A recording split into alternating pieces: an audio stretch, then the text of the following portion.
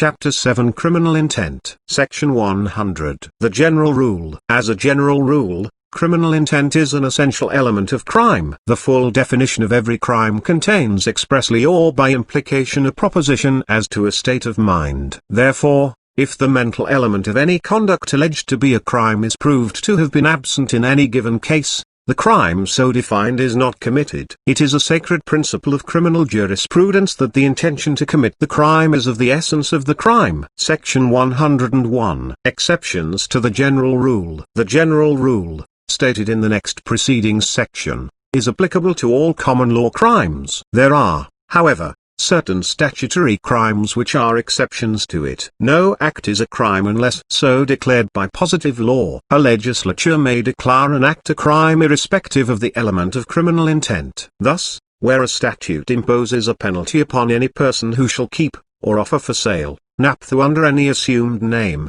or shall willfully place an obstruction on any railroad so as to endanger the safety of any train, or shall fell any timber, brush, or any other obstruction into a certain river, and allow the same to remain in said river for 5 days, or shall permit a person under 21 to remain in his dance house, or shall unite in wedlock persons whose marriage is declared invalid. Guilty knowledge is not an essential element of the crime. Where a statute in general terms makes an act indictable, criminal intent need not be shown unless, from the language of the statute, a purpose to require the existence of such intention is apparent. If a statute makes criminal an act not malice, or infamous, without requiring the act to be knowingly done, a criminal intent need not be proved. Section 102. Criminal negligence. Every person is presumed to intend the natural and probable consequences of his voluntary acts, and neglect in the discharge of a duty,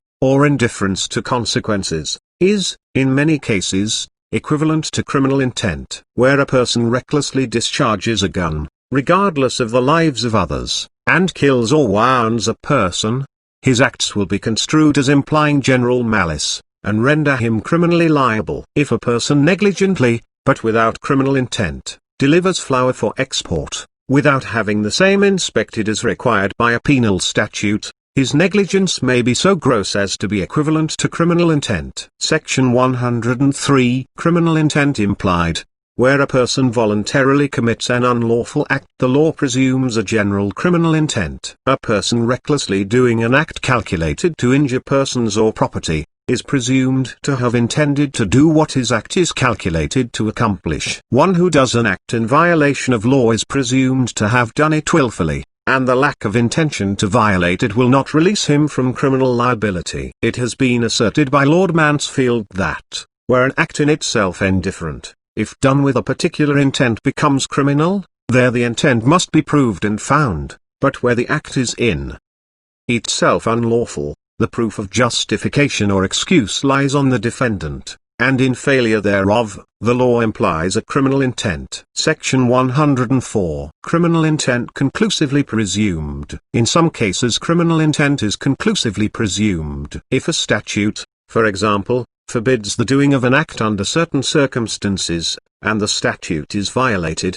criminal intent is conclusively presumed. Where a common carrier, in direct violation of a statute, discriminates in the transportation of goods or passengers, criminal intent is conclusively presumed. Where a person, in direct violation of a statute, opens a grave for the purpose of removing a body interred therein, criminal intent is conclusively presumed. Section 105. Specific criminal intent. Some crimes involve a specific, or particular, criminal intent. In larceny, robbery, burglary, and in all of the aggravated assaults, a specific criminal intent is an essential ingredient. And where a specific criminal intent is an essential ingredient of a crime, such intent must be shown. Moreover, such intent should be alleged in the indictment. But if the offense consists merely in doing an unlawful or criminal act and no particular intention is essential, an evil intention is presumed and need not be alleged or proved. Section 106. Motive.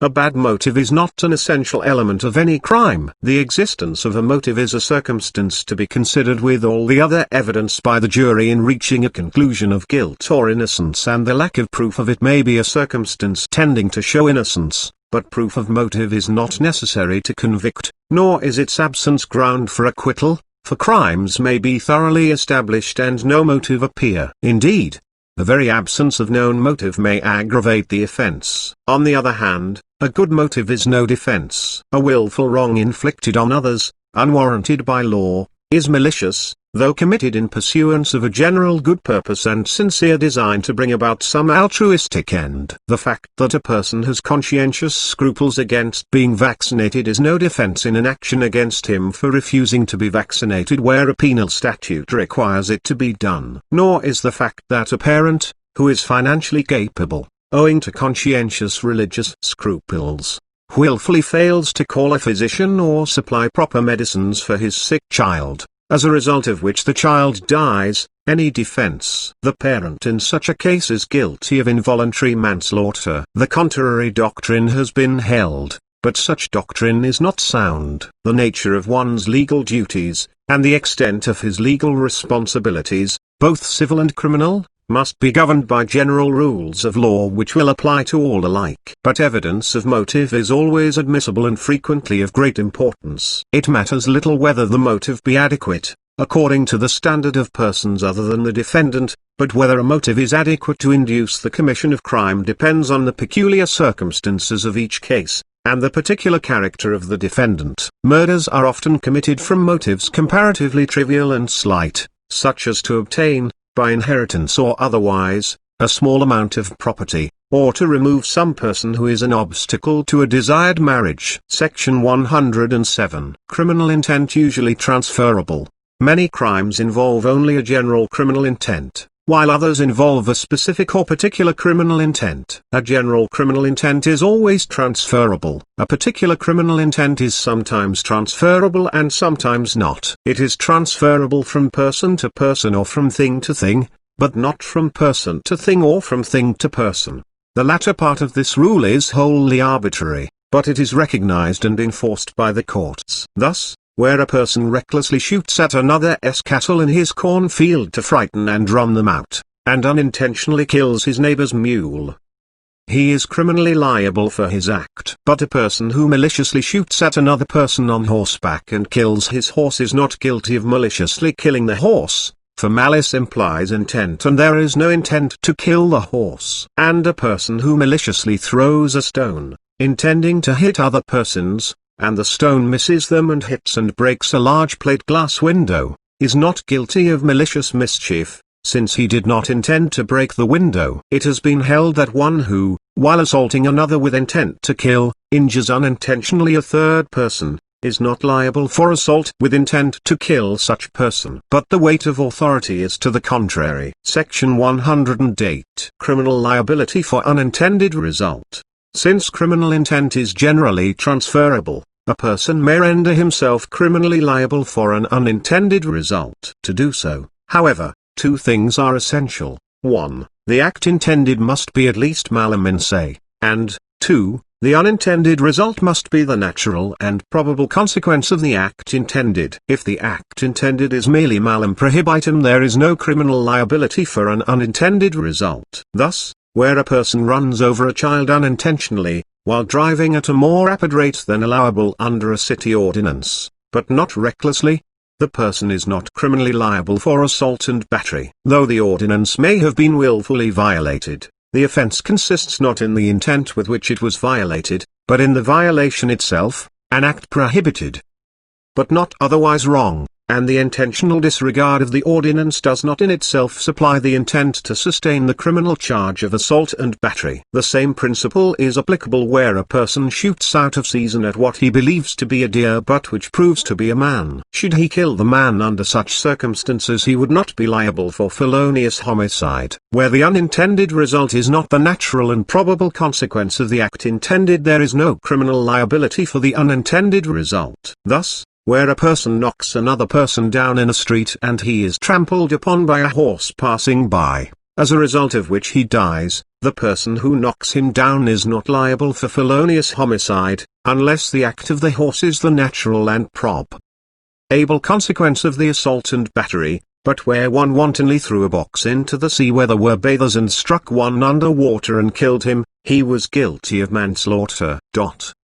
Where a person intentionally commits a crime, and his act proves different from that which he intended, he is criminally liable for the consequences. However, one who in seeking to steal rum, unintentionally set fire to a ship by means of a lighted match, was held not criminally liable for the burning. Where a person is knowingly engaged in a criminal act and commits a greater offense than the one intended, proof of an intent to commit the greater offense is not essential to a conviction for that offense. And it has been held that this rule is applicable not only to crimes which are mala in se, but also to those which are only mala prohibita. When several persons conspire to carry out a common design, and one of them commits a crime foreign to that design, the others are not guilty of that crime. This rule is applicable even when the crime is committed to aid all in making their escape, provided it is done without their knowledge or consent. But when one of several persons associated in a criminal enterprise commits a crime in furtherance of their common object,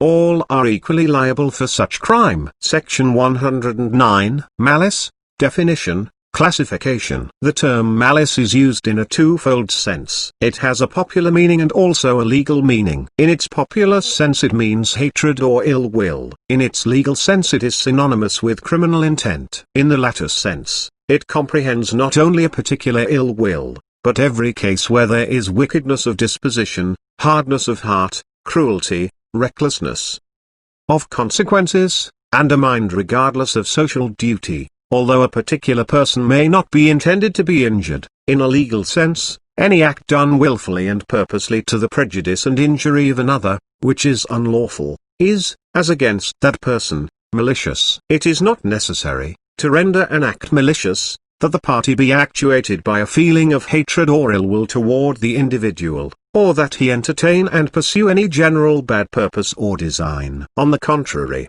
he may be actuated by a general good purpose, and have a real and sincere design to bring about a reformation of manners, but if in pursuing that design he wilfully inflicts a wrong on others, which is not warranted by law, such act is malicious. In some crimes, however, the terms malice and malicious are used in a more restricted sense than they are generally. Thus, in the crimes of malicious mischief, murder and arson, they have a more restricted meaning. In the crime of malicious mischief, Blackstone states that the mischief must be done either out of a spirit of wanton cruelty or black and diabolical revenge.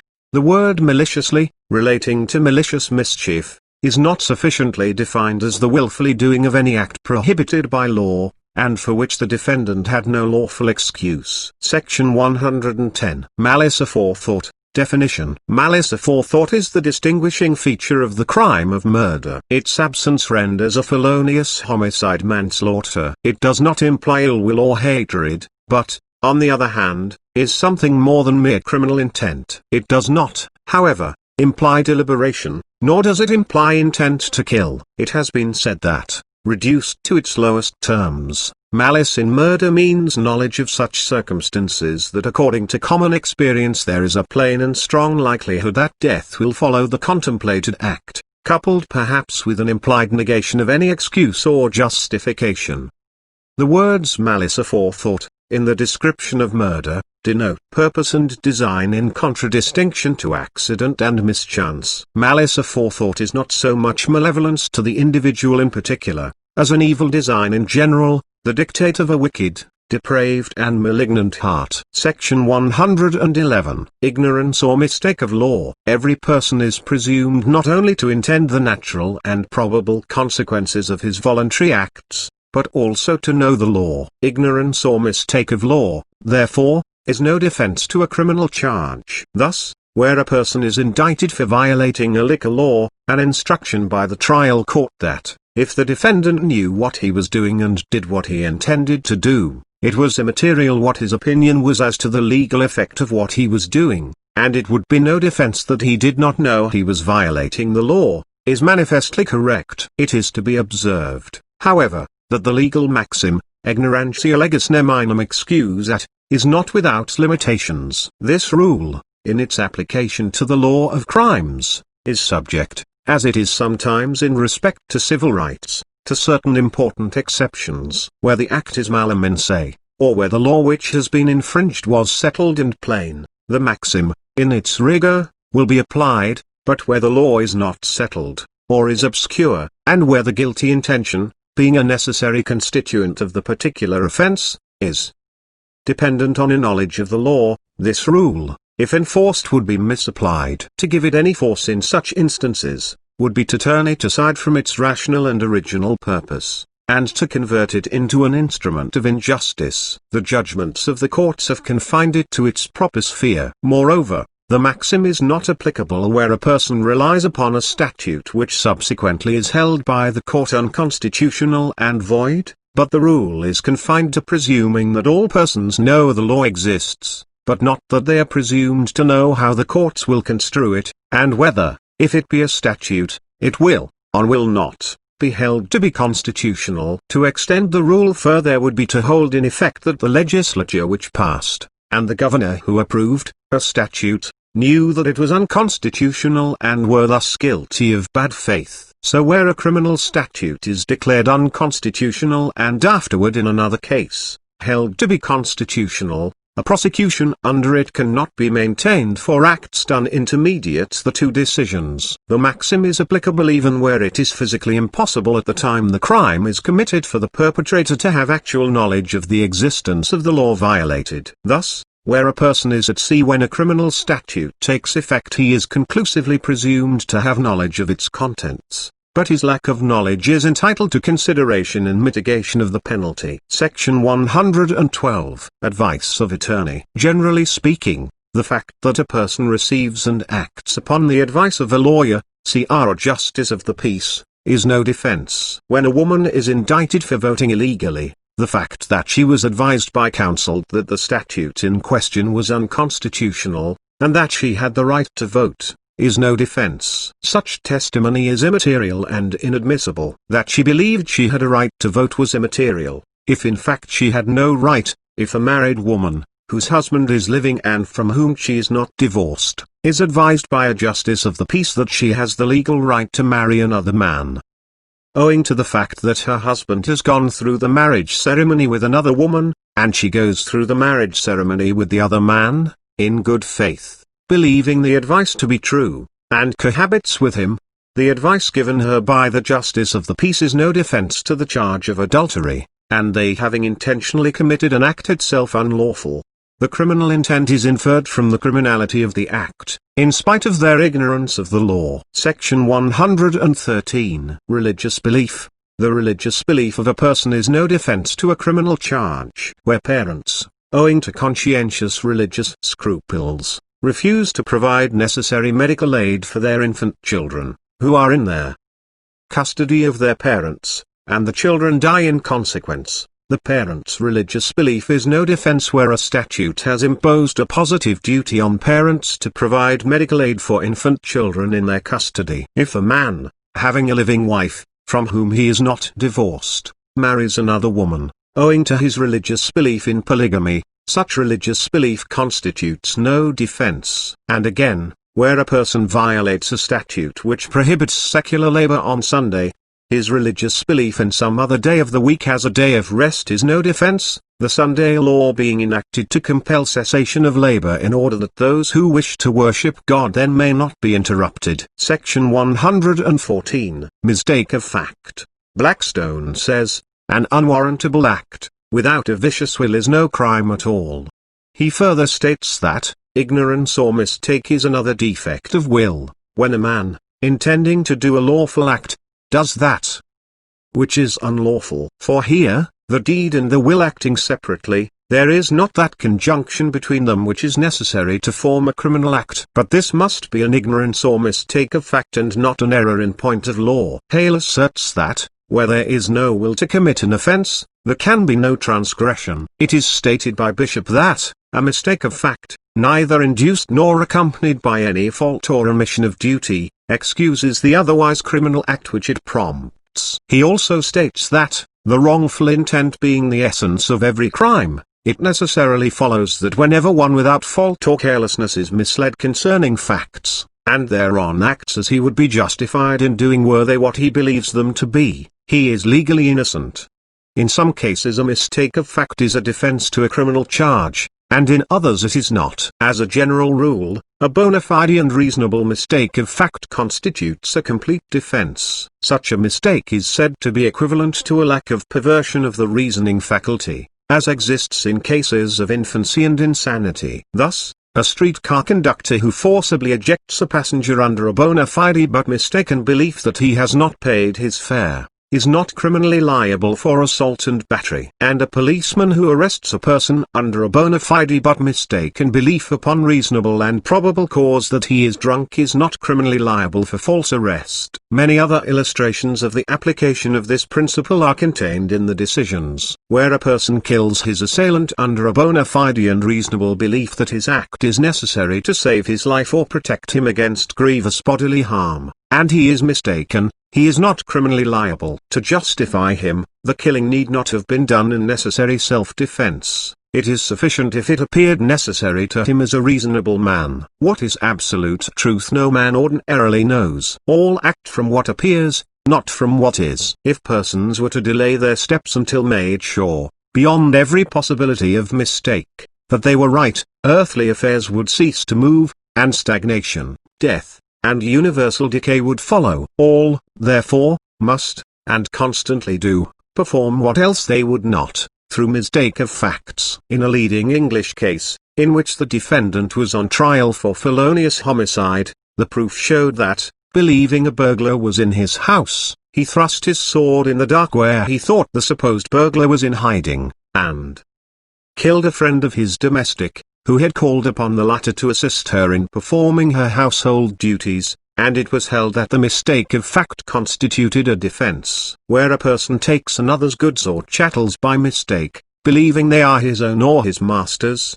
and appropriates them to his own or to his master's use, respectively, he is not guilty of larceny. Nor is a person guilty of larceny who takes property by the direction or with the consent of another whom he erroneously believes to be the owner. When a specific criminal intent is an essential element of a crime, and this intent is negatived by a mistake of fact, the latter constitutes a defense. Thus, where a person signs another's name to a note or other instrument, under a bona fide but mistaken belief that he has authority so to do, he is not guilty of forgery. On the other hand, there are many cases in which a mistake of fact is no defense to a criminal charge, as where a person snaps a loaded pistol at another, believing that the cartridge in it is too old to explode, and it goes off and kills the party at whom it is aimed. He is criminally liable, since he used a dangerous and deadly weapon, in a careless and reckless manner. And where a person is mistaken as to the identity of another, and shoots or strikes at him with intent to murder the person he believes him to be, his mistake of fact will constitute no defense. He actually intends to kill the person at whom he shoots or strikes, and his mistake of identity will not avail him. Section 115. Mistake in reference to statutory crimes. As a general rule, the effect of a mistake of fact in the case of a statutory crime is the same as it is in the case of a common law crime. In every case, unless the legislature has made the act a crime, irrespective of criminal intent, a mistake of fact has exactly the same effect as in the case of a common law crime. But, as Bishop states, one of the common forms of blundering on this subject consists of the assumption, contrary to established rule, that a statute in mere general terms is to be interpreted as excluding exceptions, so that if it says nothing of mistake of fact, the courts cannot accept a case of such mistake out of its operation. It is to be observed, however, as stated by the same author, all statutes are to be and constantly are interpreted with reference to the unwritten law, by the principles of which they are limited and extended, so as to preserve harmony in our juridical system and promote justice. A person who commits a criminal act under an insane delusion is not criminally responsible, provided the delusion is such that were it a fact it would be a defense to a sane person. The decisions, however, both in England and in this country, upon the question of the effect of mistake of fact in statutory crimes, are in hopeless conflict. Many of them hold that mistake of fact is no defense to a statutory criminal charge where the statute is silent upon the matter of criminal intent, while many others hold exactly the contrary. In support of the former view, which is based largely upon a public policy, it has been said, In the earlier history of the common law, only such acts were deemed criminal as had in them the vicious element of an unlawful intent,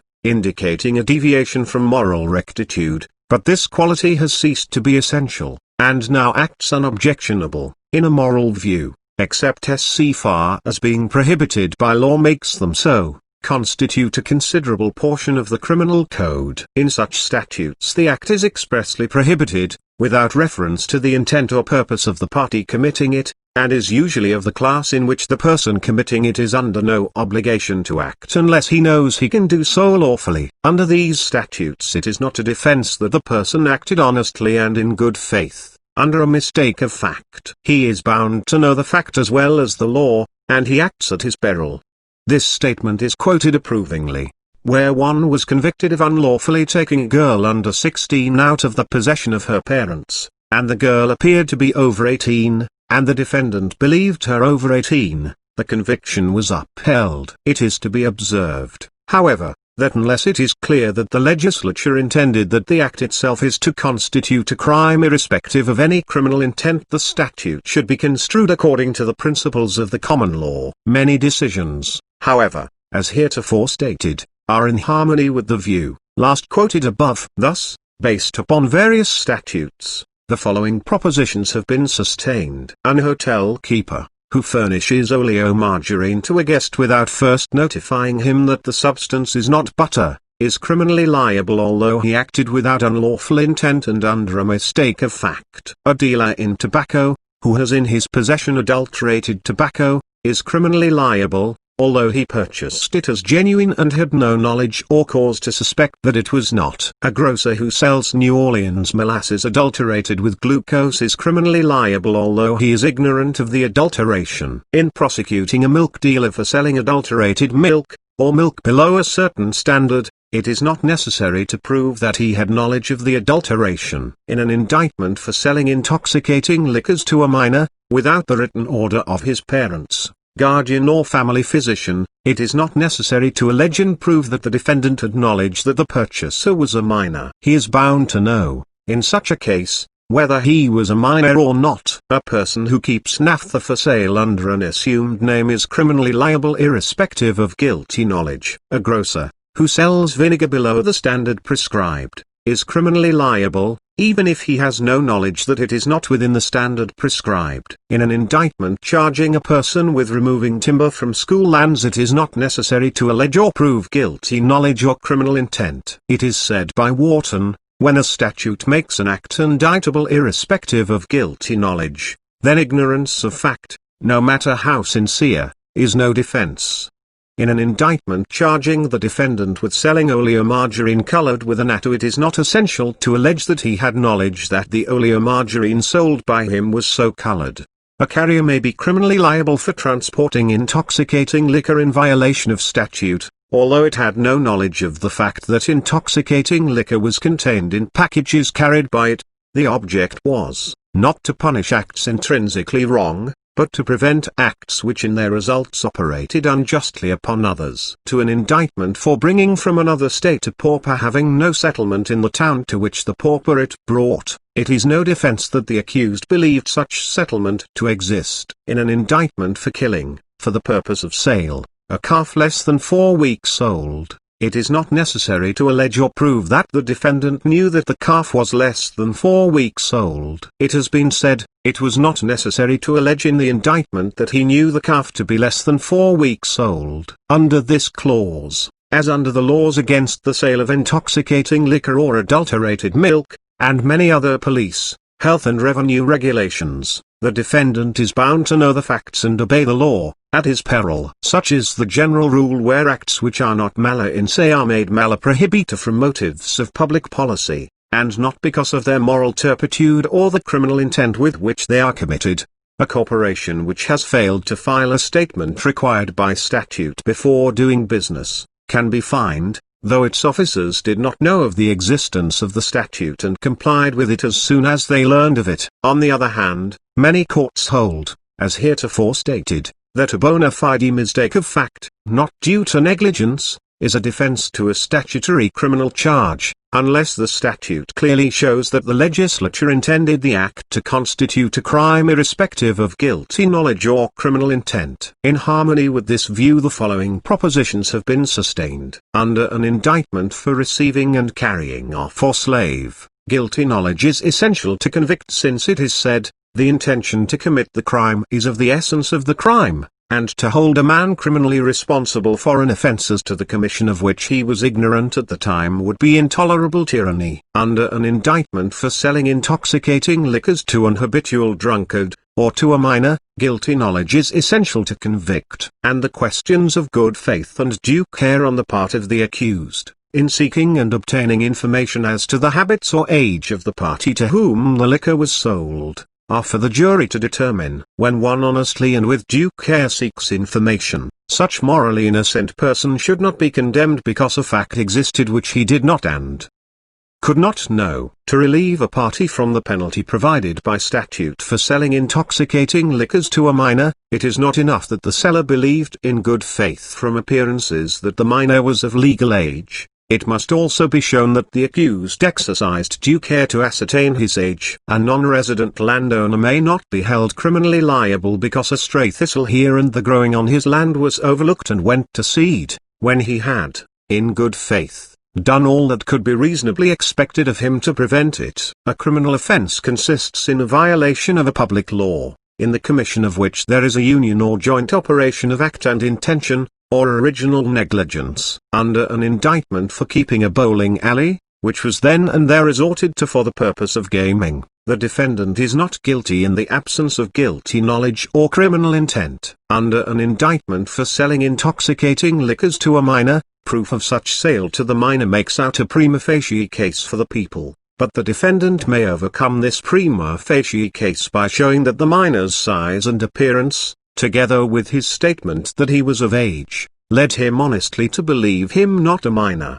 So a minor who votes illegally but who relies upon statements which gave him reasonable ground for believing himself of age, and has not been lacking in diligence to ascertain the real facts, should be excused from criminal intent. Section 116. Mistake in bigamy and adultery. There is also much conflict in the decisions, both in England and in this country, as to the statutory criminal liability of a person, who, under a bona fide but mistaken belief that his or her spouse is dead, or divorced, marries again. Some courts hold that such a mistake of fact constitutes a good defense, while other courts hold the contrary. In support of the latter view, it is said that the matter is of such importance to society that it is not the law's intention to make the legality of a second marriage while the former spouse is living depend upon ignorance of such person's being alive or honest belief in his death, unless the legal presumption of death has arisen from 7 years' unexplained absence. In prosecutions for adultery there is also conflict in the decisions as to the effect of mistakes of fact. According to the Massachusetts rule, a man may be convicted of adultery,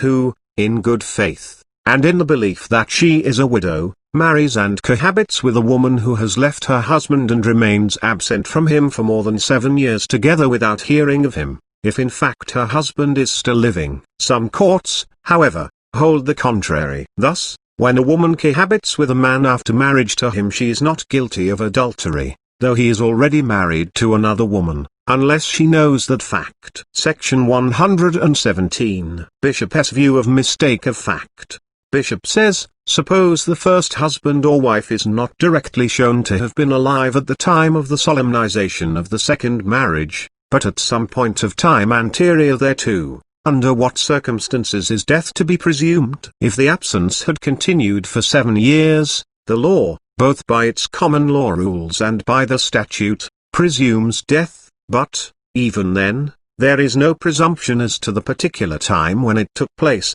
Especially there is none that life continued up to within a day of the expiration of the 7 years. Now, under the combined operation of the polygamy statute and of the common law, if a man's wife abandons him, and a year afterward, having no information whether she is dead or alive, he marries another woman, he, in point of law, does not commit polygamy should it turn out that she is really dead, but, should it turn out that she is alive, he does. Then, suppose he is indicted for polygamy, and, at the trial, there is no evidence whether she is dead or alive, except that she was alive a year before the second marriage. What is the result? If, at the time of the trial, 7 years have elapsed, and the woman has not been heard from, the law presumes that, now, she is dead, but it has no presumption as to the time of the death. The law, however, presumes the defendant to be innocent, and it would seem, on this state of the case, that, as there is no presumption of the life having continued even a year after the separation, the court should direct an acquittal. If, on the other hand, 7 years have not elapsed at the time of the trial, then the presumption of life and innocence operate together, the one for the defendant and the other against him. They neutralize each other, and the jury must act on other presumptions and evidence, and decide, as matter of fact between them all. Perhaps there is not sufficient authority carrying the point in the former supposed instance to the full extent there intimated, but, at least, a verdict of acquittal in such a case would, on the authorities, and certainly in reason, be preferred. Section 118. The better view of mistake as defense, the weight of authority. In a prosecution for bigamy, the state must prove beyond a reasonable doubt that the first spouse was living at the time of the second marriage. Upon principle, and according to the better view, when there is no direct evidence upon this point, and the only evidence is that the first spouse was alive within 7 years previous to the second marriage, the presumption of the continuance of his or her life is neutralized by the presumption of the innocence of the defendant, and in such a case there should be no conviction. If the evidence shows that the first spouse had not been heard of for 7 years or more prior to the second marriage, there is a presumption of law that such spouse, at the time of the second marriage, was dead. Unless the state overcomes this presumption by evidence, the defendant must be acquitted. In this country, however, the better view is not in accord with the weight of authority. The former is based upon principle, while the latter is based upon public policy. In England, after much difference of opinion, the better view, as stated above, has become settled law, and an honest and reasonable belief in the death of the former spouse is a good defense to a charge of bigamy. Section 119. Distinction between mistake of law and mistake of fact. Since a mistake of law is not a defense to a criminal charge, and a mistake of fact frequently is, the distinction between them is of vital importance. In discriminating between them, in a criminal prosecution for illegal voting, it is said, if the voter believe himself to be 21 years of age, when he is not, and vote, he does not know the existence of the disqualifying fact, and may, on that ground, be excused. But if he know that he is only 20 years of age, yet believes he is old enough, in point of law, to vote, such ignorance of the law will not excuse him. If the voter honestly believe that he has resided 6 months in the county before the election, and the fact turn out otherwise, he may be excused. But if he know that he has been only 4 months in the county before the election, yet he believes that to reside 4 months is, in point of law, residence enough, he shall not be excused. If a voter believe that he was born in the United States, and it turns out that he was born in a foreign country, he may be excused. But if he knows he is a foreigner, and has not taken the oath of allegiance to the United States, but has only made his declaration of renunciation, etc., and thinks the latter, in point of law, sufficient to entitle him to vote, this ignorance of the law shall not excuse him, for he voted knowing a state of facts to exist which, in point of law, disqualified him. When a person commits a criminal act as the result both of a mistake of fact and of a mistake of law, his mistake of fact will not excuse him. For example, when a private person, reasonably believing a man to have committed murder, shoots and kills him to prevent his escape, believing that he is justified in so doing, and it turns out that the man killed has not committed a crime, the mistake of fact, in believing that deceased had committed a murder, is no excuse. This is owing to the fact that his mistake of law, in believing that he is justified in killing the man if he reasonably believes he has committed murder, and that it is necessary to kill him to prevent his escape, is no excuse.